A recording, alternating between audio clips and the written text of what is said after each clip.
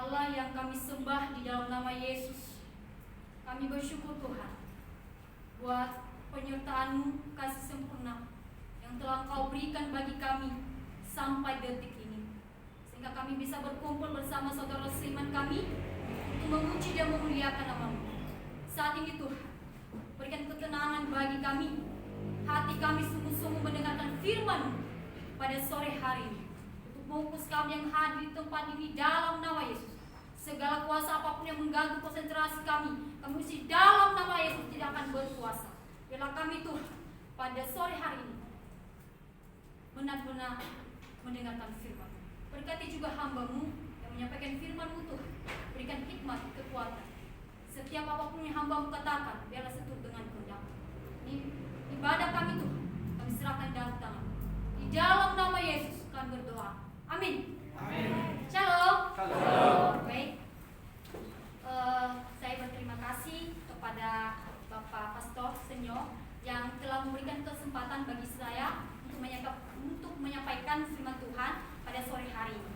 Nah, sebelum saya menyampaikan firman Tuhan, ada kalanya dalam kehidupan kita ini merasakan takut, ya bukan? Siapa yang tidak merasa takut dalam kehidupannya? Nggak ada kan? Misalkan takut dalam masalah, pasti wajar, manusia, karena banyak kekurangan dan kelemahannya. Ya, pasti dalam kehidupan kita ini kita mengalami yang namanya takut. Ya, dari kemarin contohnya nih, kita kena COVID. Nah, dalam pemikiran kita negatif terus. Entahlah, secara pribadi saya berkata entah bagaimana nanti kehidupan selanjutnya. Saya khawatir, ya, saya merasa ragu akan hidup saya. Ya, pasti kita semua yang hadir di tempat ini merasakan takut, gelisah dan segala macam. Nah, itu wajar, itu manusia. Tetapi jangan berlarut-larut dalam ketakutan, sebab kita mempunyai Allah yang hebat. Ya, Allah yang selalu menolong kita. Nah, pada sore hari ini saya membahas dari firman Tuhan. Kita buka di Yesaya pasal 41 ayat 8 sampai 10. Yesaya pasal 41 ayat 8 sampai 10.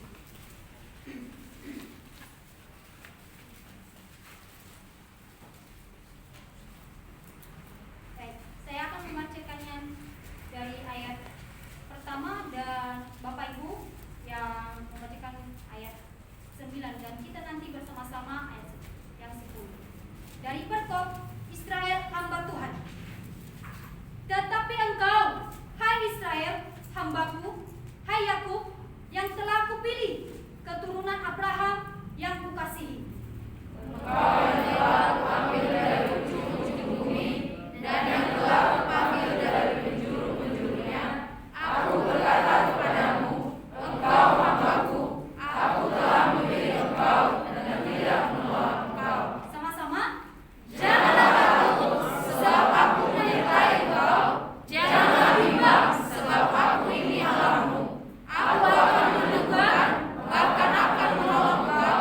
Aku akan membela engkau dengan tangan kananku yang membawa kemenangan. Amin. Amin.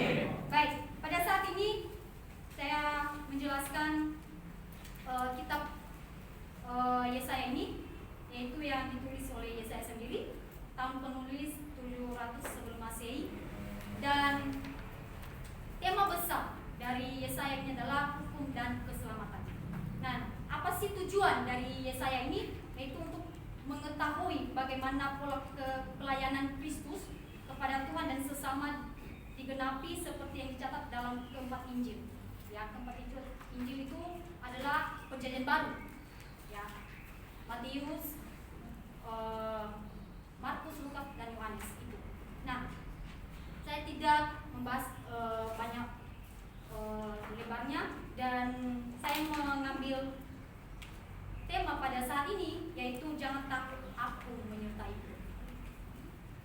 Saya mengambil tema yaitu jangan takut, aku menyertaimu.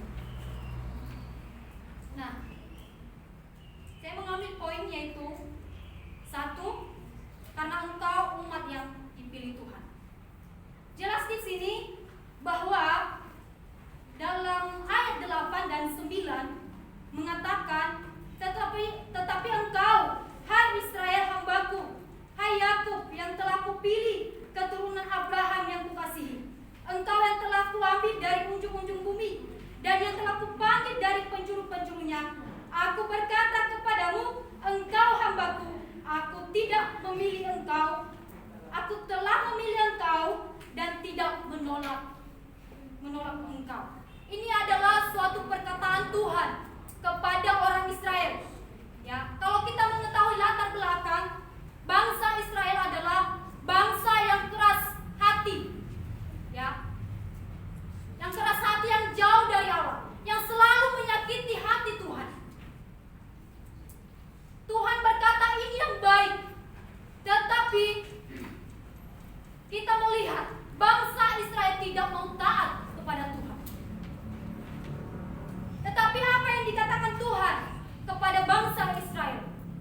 Engkau adalah umat yang kupilih. Ini perkataan yang istimewa. Walaupun berkali-kali disakiti hati Tuhan, bangsa Israel, tetapi Tuhan tetap mengasihi dan menyayangi bangsa Israel ini. Kalau kita mengetahui bahwa bangsa Israel adalah bangsa pilihan Tuhan, ya, bangsa kesayangan Tuhan, umat kesayangan Tuhan, tetapi perilaku dan tingkah laku mereka tidak sesuai diharapkan Tuhan. Inilah perkataan yang mulia bagi saya secara pribadi. Ya. Bagaimanakah Tuhan bisa begitu mengasihi bangsa Israel ini? Dan dia katakan, saya tidak akan menolong engkau. Begitu mengasihi. Engkau adalah pilihanku, umat pilihanku, umat kesayanganku. Jelas yang dikatakan yang ayat 8 dan 9 di sini. Bapak, Ibu dan Saudara, mari kita merenungkan dalam hal ini bahwa Tuhan itu mengasihi umatnya. Walaupun seringkali disakiti, tetapi Tuhan tetap membuka hati, tetap memberikan hatinya kepada umat. Ya. Jadi sesuai dengan poin yang telah saya berikan pada sore hari ini bagi kita, yaitu karena engkau umat yang dipilih Tuhan. Bukan kepada orang Israel Tuhan katakan saat ini, tetapi bagi kita semua. Kita beda suku, kita beda ras dan segala macam, tetapi Tuhan mempersatukan kita di tempat ini. Apa tujuannya? Yaitu untuk melakukan pelayanan Tuhan. Begitu juga pula dengan bangsa Israel. Tuhan mengumpulkan suatu bangsa, ya, dan dipersatukan kembali. Nah, kita yang hadir di tempat ini, jangan lari dari pelayanan Tuhan. Engkau adalah berharga di mata Tuhan. Engkau adalah umat pilihan Tuhan, bukan di bangsa Israel, dia katakan saat ini, tetapi kita semua, bukan kepada Israel.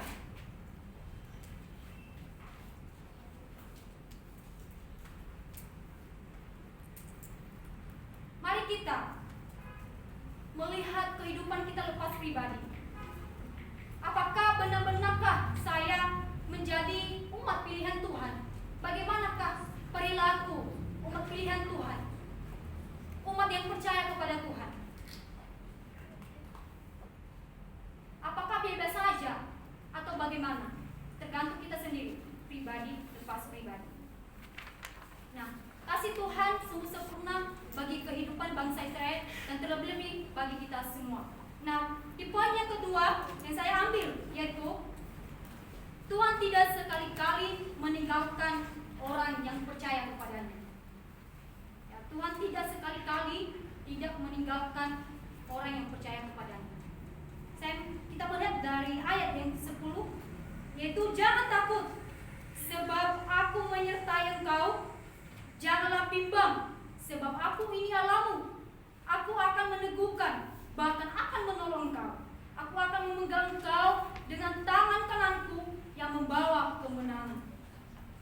Ini adalah suatu perjanjian Tuhan kepada bangsa Israel.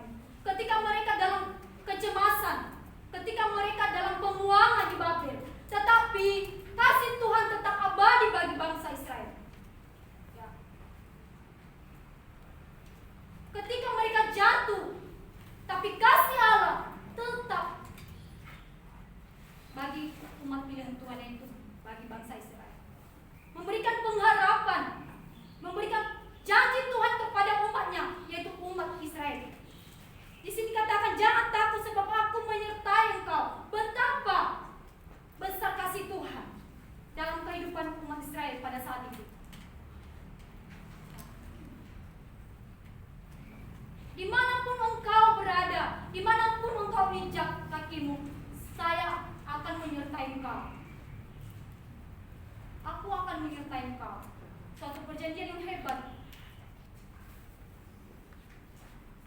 Jangan bimbang, sebab aku ini Allahmu.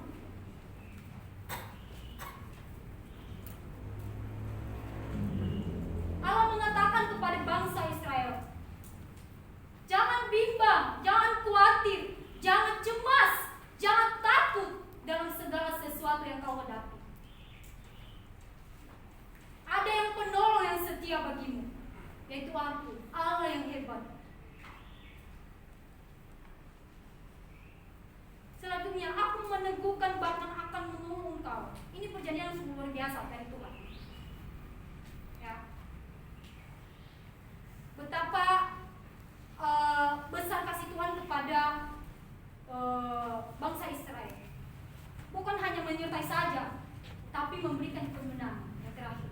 Luar biasa ya Tuhan ini ya. Walaupun berkali-kali bangsa Israel menyakiti hati Tuhan, tetapi masih Tuhan memberikan kesempatan bagi umatnya. Tidak terhitung kasih sayang Tuhan itu. Dia berikan, jangan takut lagi, jangan bimbang, saya akan menolong engkau dalam kesusahan dan kelemahan, dan memberikan engkau kemenangan. Luar biasa Tuhan kita. Sesuai dengan poin yang saya ambil, yaitu Tuhan tidak sekali-kali meninggalkan engkau. Dan ada juga di Ibrani, yaitu pasal 13 ayat 5b, di mana di situ Tuhan berkata, aku sekali-kali tidak akan membiarkan engkau, dan aku sekali-kali tidak akan meninggalkan engkau. Ini janji Tuhan yang sangat luar biasa. Begitu juga kita di tempat ini. Apakah kita menggunakan firman Tuhan ini, perintah Tuhan ini? Semester 6 mulai ada keraguan, mana ujian proposal. Prodi 4 sudah melaluinya, dan prodi teologi masih dalam pertanyaan, apakah bisa atau bagaimana. Ada rasa kebimbangan, kecemasan. Pribadi saya mengalami hal demikian. Tetapi saya berkata bahwa firman Tuhan ini menguatkan saya dan Bapak Ibu dan Saudara yang dikasihi Tuhan pada sore hari ini. Jangan takut, Allah beserta kita, yang menolong kita dalam setiap apapun. Dalam perjalanan kita tidak semulus apa yang kita bayangkan, Bapak Ibu dan Saudara. Kadang kita mengalami jatuh bangun, masalah. Apakah kita berpaling kepada Tuhan, atau kita hanya mengandalkan kekuatan kita sendiri? Jangan salah, jangan berkata sekarang saya aman-aman saja. Tidak. Saya berkata demikian bahwa menjadi hamba Tuhan, pilihan Tuhan, tidak segampang apa yang kita pikirkan. Lebih menderita, mengikut salib, lebih dari itu. Apa yang Yesus derita di salib, lebih daripada itu. firman Tuhan di Matius. Saya lupa di mana ayat. Hebatnya. Nah, jika kita mengandalkan kekuatan kita sendiri, maka sia-sialah kita. Tetapi setiap orang yang percaya, dia tahu seorang penolongnya, yaitu Tuhan dan Juru Selamat. Ia tidak takut mara bahaya, apapun itu di depannya. Tetapi ia hanya mengandalkan kekuatan Tuhan. Jangan seperti orang Israel. Tuhan berkata demikian, ini ikuti, taat, tetapi mereka tidak taat kepada Tuhan. Lain. Nah, firman Tuhan menguatkan kita pada sore hari ini. Jangan hanya kita mendengarkan, tetapi mari kita merenungkan firman Tuhan ini. Sebab banyak tantangan kita ke depan yang kita jalani. Baik usaha kita, jangan takut dan bimbang, serahkan kepada Tuhan. Seringkali kita mengalami masalah dalam keluarga, pastinya. Ya. Keluarga yang tidak sepikir dalam satu keluarga besar, pasti ada. Apakah engkau menjadi sumber berkat bagi keluargamu atau bagaimana? Ketika engkau menjadi pilihan Tuhan, menjadi hamba Tuhan, apakah engkau menjadi berkat bagi sesamamu, bagi keluargamu, atau bagaimana? Pertanyaan dalam kehidupan kita. Engkau adalah hamba Tuhan yang Tuhan pilih saat ini. Jangan hanya kita hanya gelas saja, di satu sudahlah, pergi kampung sudahlah, menikah selanjutnya, udahlah, itu saja. Tidak ada perubahan, tidak ada tujuan yang ke depan.